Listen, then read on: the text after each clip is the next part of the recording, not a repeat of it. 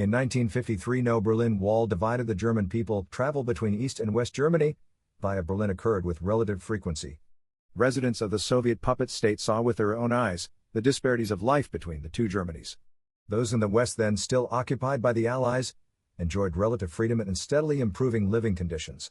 Those in the East suffered under oppressive Soviet policies, economic failures, high unemployment, and poor working conditions for those who did find jobs. Beginning in 1952, the government of the German Democratic Republic, East Germany, announced the implementation of programs to further Sovietize the country. Among such steps were the collectivization of agriculture and ruinous taxes on the few privately held industries which remained. The immediate results of Sovietization included empty shelves confronting consumers in stores. The price of food shot up, when foodstuffs could be found at all. Average wages diminished, even as many worked overtime whenever possible. During the winter of 1952-53, power outages occurred in the larger cities, disrupted by a failing transportation system and a still not rebuilt power grid. In early 1953, the Politburo ordained workers in state-owned industries would produce 10% more for the same pay they received previously. They also increased prices for food, health care, and critically in the cities, access to public transportation. Despite the closing of the border between East and West Germany, people fled to the West in droves. Stalin died in March 1953. Immediate reforms were announced, though the increases in work quotas remained in effect. East Germany seethed with discontent. Here is the story of the uprising it launched. The communist takeover of East Germany led to numerous political divisions. In April 1945, Walter Ulbricht entered the Soviet sector of divided Germany, establishing himself as the head of the Socialist Unity Party of Germany, Sozialistische Einheitspartei Deutschland, known as the SED. Its leader had long experience in politics and survival. Ulbricht began his political career during the reign of Kaiser Wilhelm II, and survived the political intrigues of the post-World War I Weimar Republic, as well as the rise of the Nazi Party. Ulbricht spent time in Spain during the Civil War there, serving Soviet interests. He relocated to Moscow in 1937, where he sat out World War II while preparing to establish a communist state in Germany after the Soviet victory. In April 1945, with Berlin a smoldering ruin, Ulbricht returned to Germany with Stalin's blessing and the support of the Red Army. In 1949, the German Communist Party and Ulbricht's SED merged, with Ulbricht taking power as head of the party. The former leader of the German Communist Party, Otto Grotewohl, served as deputy prime minister under First Secretary Ulbricht the following year. German Communist Party members were absorbed into the SED, which many resented. Grotewohl was widely viewed as having surrendered the party to Ulbricht. The SED under Ulbricht followed a course of Sovietization, viewing the new German Democratic Republic as a new opportunity to build a government under a cult of personality, with Ulbricht assuming the role in Germany held by Stalin in the USSR. Ulbricht's career to that point resembled Stalin's in some ways. His hands were well bloodied from his activities in Germany, France and Spain before World War II, and he had no problem sanctioning murder of political enemies. Ulbricht decided to speed the establishment of Sovietization in 1950. The Third Congress of the SED took place in 1950. As General Secretary of the party, Ulbricht controlled the agenda. He announced a new 5-year plan for the GDR, during which industrial production would double. Ulbricht could not move forward in his plan at the time, because Stalin supported the reunification of Germany. In March 1952, Stalin presented a plan to the Western Allies, in a document which became known as the Stalin Note. Stalin proposed a reunited Germany independent of alliances with either the West or the Soviets. He also suggested the new Germany be disarmed. The Western Allies' counterproposal suggested the new Germany be rearmed for defensive purposes, and be free to engage in defense alliances such as the then proposed European Defense Community. Stalin refused to accept a rearmed Germany, and by mid-1952 it became evident the country's division would remain for the foreseeable future. With reunification out of the picture for the time, Stalin approved the plans established by Ulbricht for the Sovietization of the German Democratic Republic. Ulbricht moved quickly to implement his plans. Work quotas were imposed to increase production. They were increased later in 1952 and again in early 1953. Despite the imposition of the quotas, production continued to lag, often due to shortages of raw materials and failures in transport. The quotas had the effect of cutting wages, since more work was required for the same amount of money. Farmers were ordered to join collectives, with the amount and type of crops planted determined by the state. Farmers fled East Germany in droves, leaving almost 40% of the GDR's agricultural acreage unplanted. Workers and professionals joined in the flight to the west. By late 1952, the East German government's policies were subjects of concern for more moderate factions in Moscow. The role of the trade unions under the SED. In the GDR, a single trade union existed to represent all workers, known as the Free German Trade Union Federation (FGDB). Its leaders were members of the ruling party, the SED. Divided into locals, its members were officially volunteers. In practice, obtaining work within the GDR without active union membership proved all but impossible. Unions representing workers in the diverse trades and occupations existed as affiliates of the FGDB. By 1952, most of the industries and factories in the GDR were owned and controlled by the state. The SED controlled both the industries and the unions representing the workers. In theory, the unions negotiated with industry over wages, working conditions, benefits, and so forth. In practice, the decrees of the SED took precedent over both labor and management. Nearly all of the workers in the GDR were members of the unions. Many of those workers had been former members of the German Communist Party, which dissolved following its absorption into the SED. The former head of the German Communist Party, Otto Grotewohl, served as deputy prime minister under Albrecht in 1952.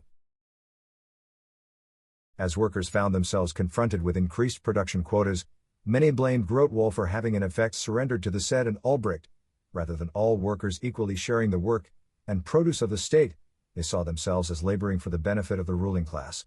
Union leaders argued their workers were being exploited by the state, and dissension grew on the shop floors and construction sites. The SED used the unions to demonstrate the GDR operated as a democracy, when in truth it controlled all aspects of their operations. In 1953, workers demonstrated their disagreement. Operation Vermin conducted forced relocations of East German citizens. As part of his forced Sovietization, Albrecht authorized and Stasi conducted what became known as Operation Vermin in 1952. Citizens designated by the SED to be unreliable, and their families were removed from the regions along Germany's inner border, which delineated the division between East and West. Unreliable referred to an individual's perceived lack of loyalty to the SED. One could be deemed unreliable simply for having family or friends in the West. Regular attendance at church could signify unreliability. Farmers who failed to meet their quotas, regardless of the reason, were deemed unreliable. Denunciation by informants provided sufficient reason for Stasi to designate a citizen unreliable, subject to forced relocation. Those who protested against the measures being conducted on others found themselves subject to the same treatment. Relocation was immediate. Individuals and families, with their personal belongings, were shipped via buses and trains to destinations deeper in the GDR. They were assigned housing at their destination and identified as criminals to their new neighbors. The authorities did not reveal the nature of their crimes, placing them under suspicion in their new homes. Sent to destinations unknown by them at the time of their departure, they left behind friends, and in some cases extended families. Even the Soviets found the practice unnecessarily oppressive, citing it as one of many contributing to the instability in the GDR in early 1953. Albrecht defended the measures as necessary to better secure the inner border and reduce flight from the GDR to the West. After securing his power in the 1950s, Albrecht authorized similar operations in October 1961, with the approval of Khrushchev and the Politburo. West Germany rejected a bid for reunification offered by Joseph Stalin in 1952. In May 1952, Soviet leader Joseph Stalin proposed the reunification of Germany with Soviet backing, provided the newly formed nation remained neutral. West Germany demurred. Suspicious of Stalin's motives, the Federal Republic of Germany, West Germany, joined the newly created European Defense Community, signing a treaty later rejected by both France and Italy. The defense community never came into being, but the West German action made it plain to the ruling party in East Germany reunification remained elusive. There the ruling party led by Walter Albrecht decided upon a crash program of Sovietization. The Socialist Unity Party (SED) embarked on a program which accelerated the decline of the East German economy throughout the German Democratic Republic, GDR. Following Stalin's death in the spring of 1953, the new Soviet leadership viewed the decline of the GDR with alarm. The flight of German people to the west presented an area of particular concern to the Soviets. So many farmers fled to the west that nearly 40% of East German agricultural acreage lay untilled, further contributing to food shortages. The Soviet Politburo officially denounced Ulbricht's policies of forced collectivization in 1953, demanding changes in price controls affecting consumer goods. Ulbricht and Otto Grotewohl were summoned to Moscow, where they were given an ultimatum to enforce the new Soviet policies immediately. The Soviets called the program for East Germany the New Course and insisted the East Germans said implement it with dispatch. On June 11, 1953, the SED published the new course mandates in their official party newspaper, Neues Deutschland. The SED acknowledged past mistakes as it announced the new course. The new leadership in the Soviet Union officially established policies to correct what it called a serious threat to the political stability of the German Democratic Republic. Those policies were force-fed to the East German SED. They ordered a decrease to the government's subsidizing of industry, with a simultaneous increase in subsidies for consumer goods, healthcare, and food. They also directed the East German government to relax restrictions imposed on the churches, allowing greater religious freedom. The Soviet High Commissioner for Germany, Vladimir Semyonov, ordered Ulbricht to announce the new policies immediately, while denouncing past policies as mistakes. For a professional politician to denounce his previous policies as errors is a rare event in history. Nonetheless, Ulbricht complied with Soviet demands. He announced the immediate reversal of his own Sovietization programs. In his announcement, Ulbricht did not address the work quotas previously imposed on the East German workforce. Workers continued to labor under production quotas which effectively cut their wages. At the same time, subsidies went to benefit the agricultural workers and the bourgeoisie. Under the new course, farmers, small businesses, and privately owned industry stood to benefit at the expense of the workers. The new course and the frank admissions of error in the previous policies sent shockwaves across the GDR. Local party organizations, the backbone of the SED in East Germany, expressed dismay with their leaders. Demonstrations against the new course and the SED took place, beginning in Brandenburg on June 12. They soon spread to other cities and towns. On June 14, Neues Deutschland published an editorial condemning the work quotas, alongside articles praising those who exceeded them. Protests against the government in East Germany were fraught with risk. The government of the German Democratic Republic maintained its own military and police forces. They were far from the only such forces in the GDR. Soviet troops, military police, and secret police remained in the country throughout its 40-plus years of existence.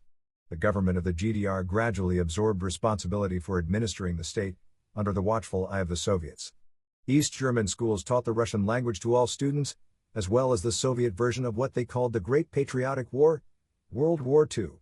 Among the many state organizations of the GDR, the Ministry of State Security became the most feared. Known by the name Stasi, it grew to encompass over 90,000 men, with most of them operating secretly. Stasi agents appeared in nearly all areas of society, supported by paid informants. They generated the same level of fear as had the World War II Gestapo, and operated in a similar vein. Alongside them were Soviet secret police, which monitored both the German populace and the Stasi itself. Speaking out against the SED or government policies thus presented serious dangers to those intrepid enough to do so. Stasi relied on informants, which reported those suspected of acting against the interests of the SED, rather than the interests of the East German people. Over the course of its existence, it arrested and imprisoned more than 250,000 people. In 1953, Stasi operated under the supervision of the Soviet KGB, ensuring Soviet domination of East German domestic policing. To overtly protest against the government, by extension against the SED, drew the immediate attention of the two feared secret police forces, neither of which were known for humane practices. The SED refused to alter the work quotas despite criticism even within the party. During the second week of June 1953, the SED defended the work quotas in party-controlled media outlets. These included radio programs, newspapers and magazines. Labor unions in the GDR, controlled by the SED, and their periodicals likewise endorsed the work quotas as economically essential for the welfare of the state. At the same time, several prominent members of the industrial and political communities condemned them as being anti-Marxist-Leninism. They pointed out the work quotas placed an undue burden on one group of the populace to the benefit of other groups. Ulbricht, with the initial support of the Soviets, refused to address the work quotas. In several East German industrial areas, grumbling among the workers grew louder. Stasi-infiltrated industries reported the unrest to their supervisors in East Berlin. The government took note, but at first no action. On June 16, construction workers at sites in East Berlin walked off their jobs. About 900 workers marched to the Free German Trade Union Federation building, bearing signs demanding a reduction of the work quotas to their previous, 1952, levels. Such a deduction represented approximately 10%. They then marched on government buildings, said headquarters and the city center. Their ranks swelled as they demonstrated. Additional political demands were added to their chants. At least 2 trucks equipped with loudspeakers were confiscated and used to recruit others to their cause as they marched. Standing before the government headquarters, they demanded Albrecht appear to hear their complaints. He refused. They then called for a general strike the next day. As the crowd swelled outside their offices, the East German Politburo debated the situation for several hours. Ultimately, they decided to revoke the mandatory work quotas, keeping them in place as voluntary. The workers returned to their sites late in the afternoon of June 16. By late afternoon, word of the decision to make the work quotas voluntary reached the striking workers, most of whom dispersed peacefully. By the time they dispersed, several other issues were included in their protests. Word of the actions in Berlin spread across the GDR rapidly, as it did in Moscow.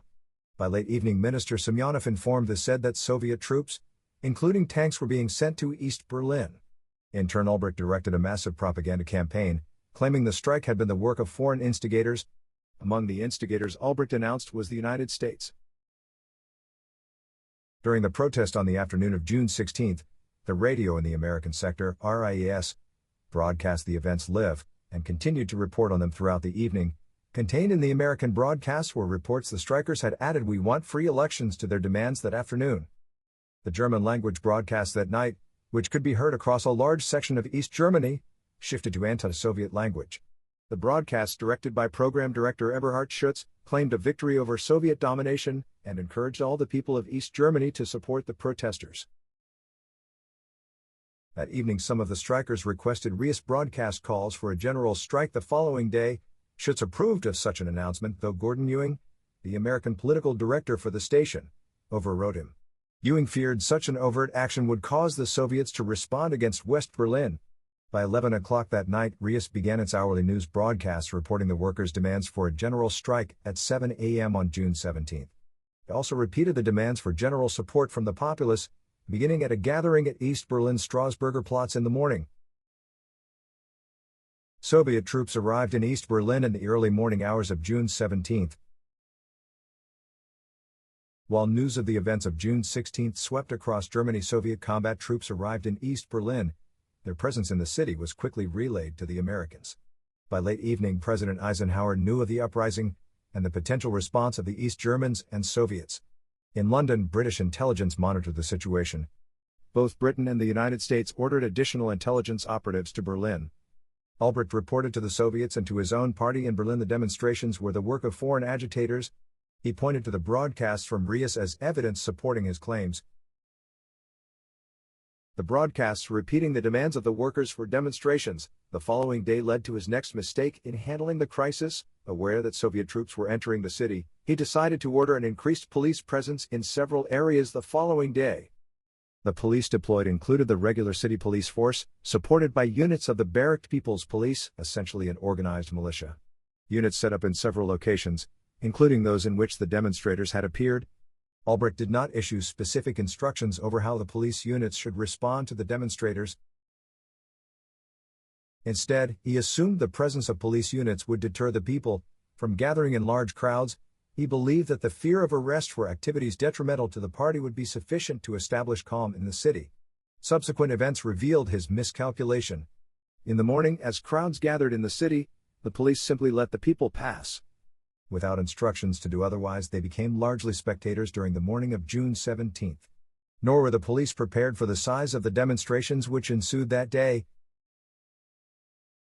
Demonstrations rocked East Berlin on June 17, 1953.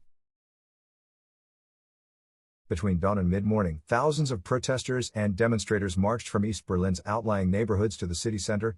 They used loudspeaker-equipped vehicles to shout various protests, urge other citizens to join them, and communicate with each other. Messengers on bicycles ran between the various groups as they marched. Banners, posters, and statues dedicated to the SED, the Soviet Union, and the East German government were destroyed by the protesters. They carried banners deriding the SED, Albrecht and other officials, and the Soviet Union. Among their chanted demands were those for free elections, lower prices, ending the work quotas, and others, as it had the day before. Rias reported the activities and the progress of the protesters. By 9 a.m. approximately 25,000 demonstrators appeared before the House of Ministries, the seat of the East German government. Crowds of demonstrators appeared in other parts of the city, near Potsdamer Platz and Leipziger Platz. At the House of Ministries, some of the demonstrators entered the building. The more than 500 police and Stasi present to protect against that eventuality either withdrew or were overrun by the crowds. By 11 o'clock in the morning it appeared evident the SED administration itself was being taken over by the protesters. In other areas of the city, German police clashed with the crowds, as the protests took over the appearance of a riot. By late morning it was evident the police presence had not only failed to deter gatherings, but had placed the lives of policemen and government officials at risk. Shortly after 11 a.m., Soviet troop carriers, supported by tanks, appeared in the city center. Without further orders to the crowds to disperse, the Soviets simply opened fire on them. Simultaneous uprisings occurred throughout East Germany. The Rias broadcasts and word-of-mouth communications ensured cities and towns in the GDR were aware of events as they transpired. More than 120 similar demonstrations took place in the GDR on June 17. Strikes occurred in over 330 factories and industrial sites. An estimated 225,000 workers walked off their jobs and demonstrated in cities including Leipzig, Potsdam, Magdeburg, and others. In the industrialized region around Halle, more than 100,000 strikers protested against the SED and the East German government. Soviet troops moved to disperse the crowds, showing considerably more restraint than they had in Berlin. Some violence took place, often against party-owned businesses and shops. Incidents of arson and looting were reported in several cities and towns. In agricultural areas, some farmers withdrew from the collective farms in protest. Soviet troops largely ignored the farmers. Demands from the protesters varied. Many wanted free elections, others the restoration of the Social Democratic Party. The party had merged with the German Communist Party to form the SED under Soviet pressure in 1946. Others protested against the work quotas, rising prices for consumer goods, and the shortages of food. In several communities, demonstrators demanded the release of political prisoners. Some jails were seized by protesters. Local SED functionaries fled from the crowds as word spread they were to be jailed or worse. The protests, which began on June 17, roiled the GDR for the next several days, as the Soviets and SED officials struggled to bring the country under control and restore calm. Little word of events in East Berlin reached the rest of East Germany during that period. Having crushed the demonstrations in Berlin, the Soviets imposed martial law on the city by noon on June 17. Fighting in Berlin continued throughout the day on June 17. The Soviets, later joined by the East German police, opened fire on the demonstrators in the late morning. They then moved methodically through the city, pushing back the crowds before their advance. Tanks used machine guns against the demonstrators, firing into crowds and buildings. The demonstrators fought back, though they had little chance of stopping the Soviet tanks. Those trapped and forced to surrender went into Soviet and Stasi custody. Suspected ringleaders from the labor unions were arrested and some summarily shot. Some Soviet soldiers refused orders to fire into the crowds. They too were arrested, at least 21 shot by Soviet or German operatives. Their bodies were placed in an unmarked mass grave near Magdeburg, where they were discovered in 1994. Likely executed by Smersh, a Soviet counterintelligence agency, they had been tortured prior to death. As the fighting between the East Berliners and the Soviets began to die down that night, Stasi and Soviet agents implemented mass arrests. Estimates of over 10,000 arrests in East Berlin alone are deemed by some scholars as low. The Soviets imposed martial law. They established roadblocks and barriers preventing entering or leaving East Berlin, and shut down all public transportation, railroads, buses, and trams all shut down. The Soviets clamped down, preventing nearly all transit between East and West Berlin, and similar methods were used in other East German cities. Soviet military leaders downplayed the level of violence used quashing the demonstrations, which they referred to as insurgencies. By June 24, Berlin appeared relatively calm. Though there was no longer violence in the streets, the protests against the government were far from over. The Soviets sought to remove Walter Ulbricht as the General Secretary of the SED.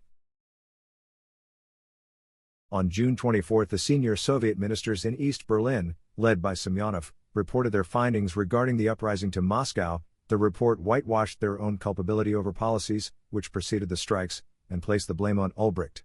Ulbricht had long aligned himself with the policies of Joseph Stalin, and with the Soviet dictator dead, had few allies in Moscow.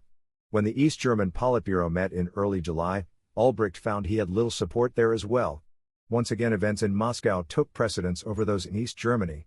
On June 26, Stalin's longtime enforcer and executioner, Lavrenti Beria, was arrested. The arrest took place as Nikita Khrushchev seized power in the Soviet Union. The coup elevating Khrushchev shook the Soviet power structure, and a decision to maintain the Ulbricht in East Berlin came as a result. Encouraged by events in Moscow, Ulbricht took steps to consolidate his own power in East Germany. He managed to expel his opponents in the Politburo, and despite his growing unpopularity, retained his hold on the SED. Meanwhile, the Soviet crackdown on access to East Berlin led to ever more evident shortages of food and medicines in the city. By early July, food shortages reached a crisis level. Intelligence sources relayed the food crisis to their agencies in the United States and Great Britain. John Foster Dulles, U.S. Secretary of State, devised a relief program to aid the city, which had only weeks before arisen in protest against their government and the Soviets. On July 10, President Eisenhower announced the program, scheduled to begin on July 27.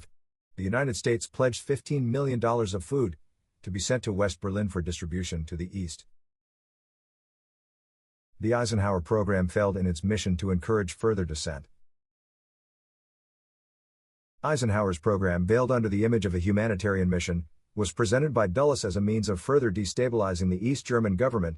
In West Berlin, distribution centers were established at points with relatively easy access to the East. In all, 35 different distribution centers appeared throughout West Berlin. The centers stocked food packages containing flour, fats, dairy products and vegetables. Eventually, over 5 million packages arrived in West Berlin for distribution. Without acknowledging the American largesse, Ulbricht quashed information regarding its availability. Stasi and the city's police increased the difficulty of crossing from East Berlin to West Berlin. The East German government responded by eliminating rail, tram, and bus traffic between the divisions of the city. Dulles had planned the operation as demonstrating the East German government's failure to feed its people. Instead, most of the food which actually made it into East Berlin went into the black market. The Soviets responded by increasing support to East Germany, which strengthened Ulbricht's relations with the Soviets and within his own party. America's allies in Europe viewed the increased tension between East and West Germany with growing alarm as 1953 drew on. A new government in the Soviet Union, increased tensions in Germany, and the intervention by the United States all caused them to protest the American actions. They recognized the humanitarian aspects of the mission, but also viewed it as an unnecessary provocation. By late summer, Eisenhower agreed, and the program officially ended in October. By then, Ulbricht had firmly re-established himself as the power in East Germany, with the endorsement of the Soviet government in Moscow. Protests continued in the labor unions throughout the summer.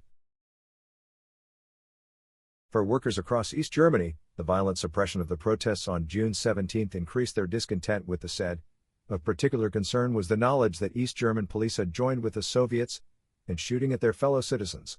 Workers across East Germany, especially in the larger cities, began to leave the party.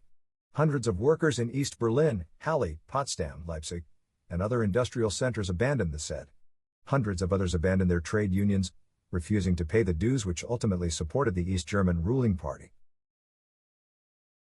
The SED lost an important source of knowledge regarding the labor movement. As the number of workers supporting the party dwindled, Ulbricht knew his hold on power remained tenuous in the face of continued worker discontent. He responded to the workers with several new measures. In September, Ulbricht directed the formation of a new militia. The combat groups of the working class comprised units of armed personnel to protect factories and industrial sites from perceived enemies. Though the militia formed in late 1953, it did not receive its official name until 1959. Years later, it protected the workers building the Berlin Wall. Ulbricht conceived the militia as a paramilitary arm of the SED. The party recruited its members from workplaces.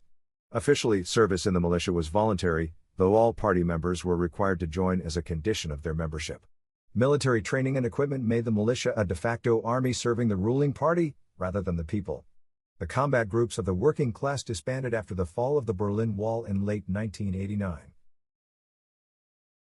Surveillance of workers increased following the protests of June 1953. Believing the protests had arisen first in the workplaces, the SED decided to increase surveillance of workers on the job, during union meetings, and even in their places of leisure. Stasi expanded rapidly following the protests. Informants and spies infiltrated the factories and construction sites throughout East Germany. Often they served alongside similar agents from the Soviets unwittingly. Union halls were subjected to wire surveillance, as were telephones in industrial sites. Speaking disparagingly of the party, or of work conditions or quotas, made the speaker liable for arrest and detention. Any form of protest against the policies of the party became a crime. Failing to report another worker for such activities was equally a crime. Most of the surveillance activities reported through Stasi. Some, though, reported directly to the SED. Officially, the increased work quotas which led to the protests in June were established as voluntary. In practice, many remained in force when the trade unions yielded to SED pressure and announced they would voluntarily comply.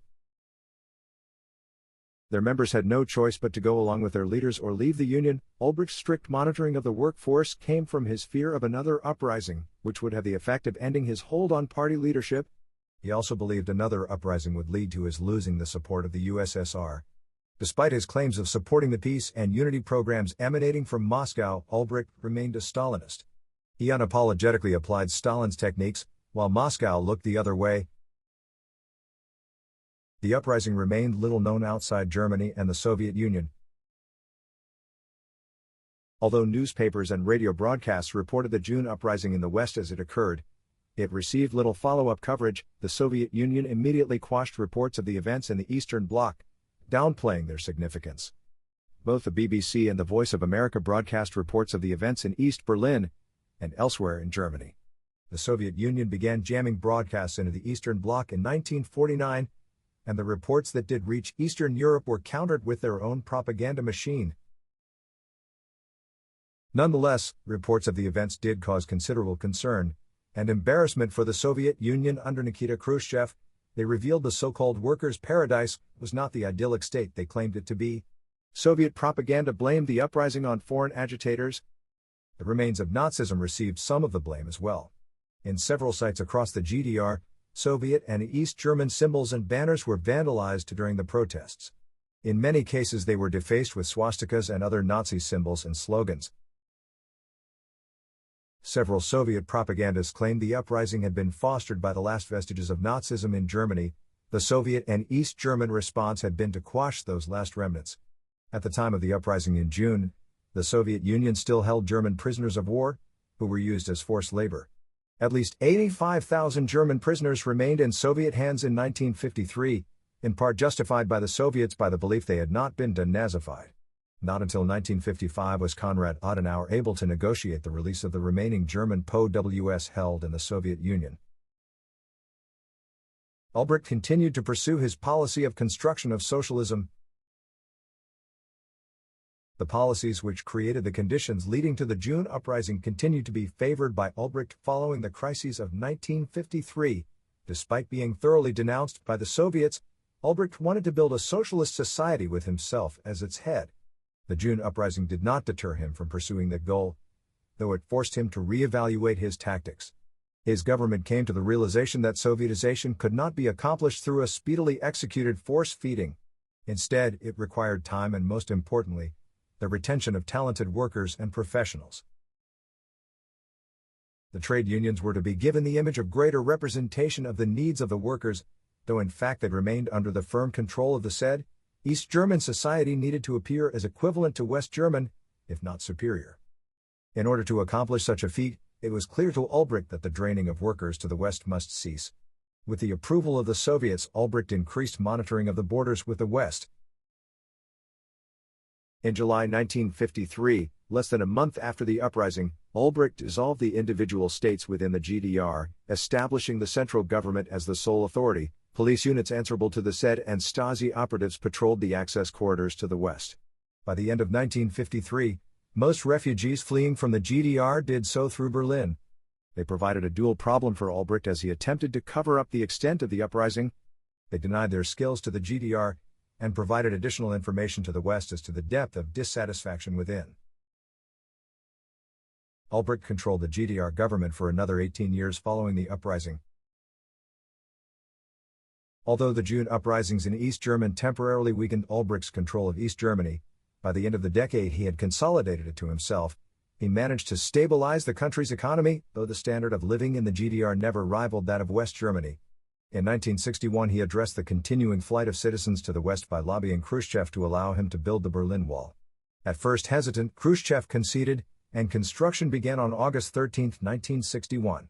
Albrecht mobilized his paramilitary forces to deal with any protests across East Germany and to protect the workers involved in the construction in Berlin. Almost overnight, Berlin went from being the easiest place to escape to the West to the most difficult, as well as the deadliest. The Berlin Wall, which proved successful in curbing refugees fleeing to the West, became a personal disaster for Albrecht. It created a public relations nightmare both with the West and with the post-Khrushchev Soviets. In 1968, Albrecht managed to void the constitution enacted in 1949, replacing it with a communist constitution. The new constitution formally established the government under the control of the Sed, eliminating any semblance of a true democratic republic. He angered the Brezhnev government in Moscow by rejecting the policy of détente with the West and demanding greater autonomy.